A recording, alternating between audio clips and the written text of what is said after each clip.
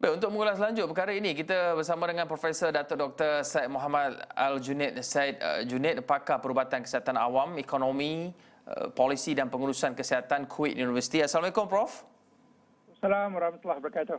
Prof, melihat kepada penyataan terbaru yang dikeluarkan oleh Jabatan Kesihatan Selangor, adakah ini bermakna bahawa adakah ini indikasi peningkatan kes ini diakibatkan oleh kewujudan varian-varian baru ataupun kerana polisi ataupun langkah yang diambil sebelum ini tidak berhasil?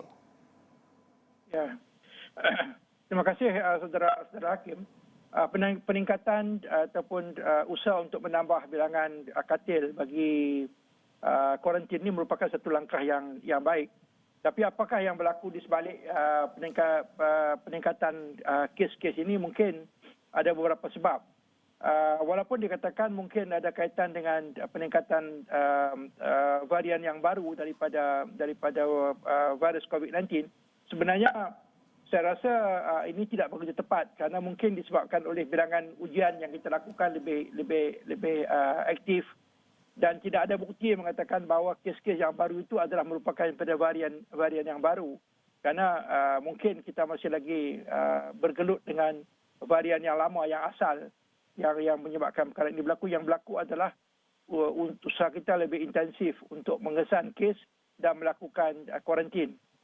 Jadi berkait kepada peningkatan bilangan katil yang disediakan untuk kuarantin tadi, ini merupakan satu langkah yang positif, tapi kita harus juga lihat bahawa dua perkara. Pertama, kita harus juga tingkatkan bilangan kekitangan yang bekerja, kerana meningkatkan bilangan katil tanpa meningkatkan bilangan staf yang menjaga dan juga memberikan perkhidmatan tidak ditingkatkan, ini akan meningkatkan strain kepada staf yang sedia ada. Jadi harus dilakukan kedua-duanya, peningkatan bilangan katil bersama-sama dengan peningkatan staf. Yang keduanya, saya dengar tadi ada dilakukan pemisahan di antara warga negara dan juga bukan warga negara. Harus kita hati-hati supaya tidak berlaku sebarang diskriminasi memberikan rawatan apabila kita memisahkan di antara warga negara dan juga bukan warga negara, walaupun usaha ini adalah untuk mengelakkan daripada berlakunya infeksi yang bersilang di antara mungkin golongan warga negara dengan mereka yang bukan warga negara. Tapi rawatan yang dihasilkan haruslah rawatan yang equitable, bermakna saksama, dan tidak ada sebarang diskriminasi dilakukan. Ini tidak dibenarkan dan tidak boleh diterima daripada aspek kesihatan. Prof, kalau kita saksikan bahawa fasiliti kesihatan kita dalam keadaan yang semakin genting, di mana Ketua Pengarah Kesihatan Tan Sri Dr. Nish Abdullah juga melaporkan bahawa kebanyakan pusat rawatan rapi ICU di Lembah Kelang ini sudah mencapai kapasiti maksimum. Dan serentak dengan itu juga kita dapat menyaksikan bahawa program vaksinasi turut diperhebatkan dengan program vaksinasi sukarela dengan semalam bermulanya di pusat PPV Mega di WTC KL ini menyaksikan hampir 8,000 yang mendapatkan vaksin. Bagaimana kita nak emulate ataupun memperhebatkan lagi kejayaan ini supaya sasaran pelan imunisasi negara kita dapat tercapai dengan hasrat akhirnya nanti angka-angka jangkitan ini juga dapat menurun dan sekaligus mengawal wabak COVID-19 ini?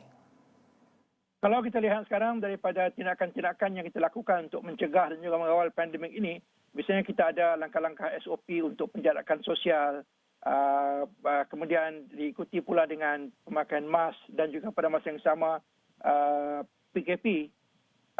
Ketiga-tiga langkah yang saya sebutkan tadi nampaknya tidak mendapat sambutan yang baik daripada ahli masyarakat. Kita dapati ada banyak masalah, misalnya PKP yang dilaksanakan itu agak dilaksanakan dengan kelemahan-kelemahan yang jelas dari segi penguasaan dan sebagainya. Jadi yang cuma tinggal senjata yang kita ada yang nampaknya berkesan dan dibuktikan berkesan adalah imunisasi. Jadi kerajaan harus mengambil langkah yang aktif bagi memastikan bahawa sebanyak mungkin ahli masyarakat di negara kita ini, warga negara kita dan juga penduduk Malaysia dapat mendapatkan vaksin tersebut. Ini telah terbukti di negara-negara maju seperti di Amerika dan juga di Eropah. Apabila kadar liputan vaksin lebih tinggi, maka bilangan kes akan menurun dengan cepat kerana vaksin tadi telah terbukti sebagai berkesan. Jadi langkah yang memberikan peluang kepada ahli masyarakat secara sukarela datang mendapatkan vaksin ini merupakan langkah yang baik. Tetapi pada masa yang sama kita harus menyiapkan jentera vaksinasi kita harus diperkuatkan dan pastikan bahawa apabila mereka datang untuk mendapatkan vaksin tersebut mereka tidak dikecewakan dan harus ada kaedah untuk mengawal pemberian vaksin tadi supaya aktiviti ini berjalan dengan lancar. Jadi ini merupakan satu langkah yang baik dan ini pada masa jangka panjang akan menurunkan bilangan kes positif COVID-19 di negara kita. Jadi langkah ini harus kita teruskan tetapi harus dilakukan perancangan dengan teliti. Prof, berdasarkan kajian-kajian ataupun perhatian daripada negara-negara lain, adakah Prof merasakan bahawa kita harus mengubah strategi kita iaitu memberikan suntikan dos pertama dengan liputan lebih meluas seperti yang dilakukan oleh United Kingdom yang menyaksikan penurunan angka jangkitan COVID-19 ataupun kita perlu kekal dengan strategi ketika ini iaitu meluaskan liputan dengan setiap rakyat mendapat 2 dos suntikan vaksin COVID-19? Adakah itu akan mampu mempercepatkan usaha kita untuk mengawal COVID-19? Ya, secara optimum kita harus memberikan 2 dos kalau kita menggunakan vaksin daripada kedua-dua vaksin yang kita gunakan sekarang iaitu daripada AstraZeneca Oxford dan juga Pfizer.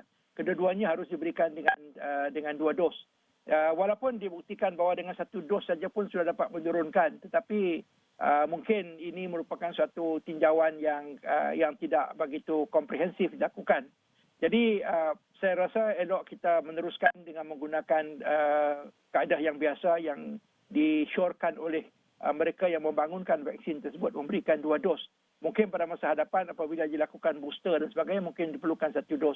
Jadi saya rasa kita harus teruskan supaya memberikan 2 dos supaya ianya betul-betul berkesan. Terutama sekali dalam waktu di mana kes sedang memuncak sekarang ini.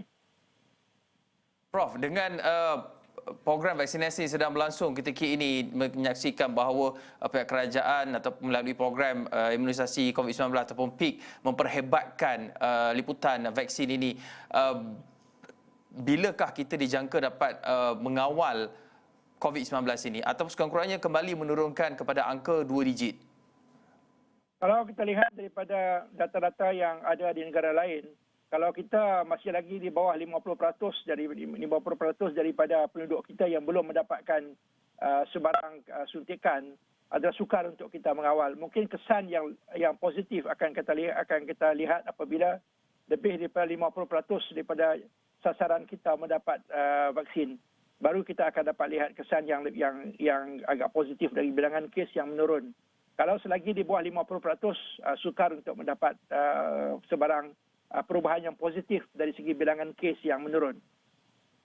Baik, terima kasih Profesor Dato' Dr. Syed Muhammad Al-Junaid Syed Junaid, pakar perubatan kesihatan awam, ekonomi, polisi dan pengurusan kesihatan Kuwait University di atas perkongsian itu tadi.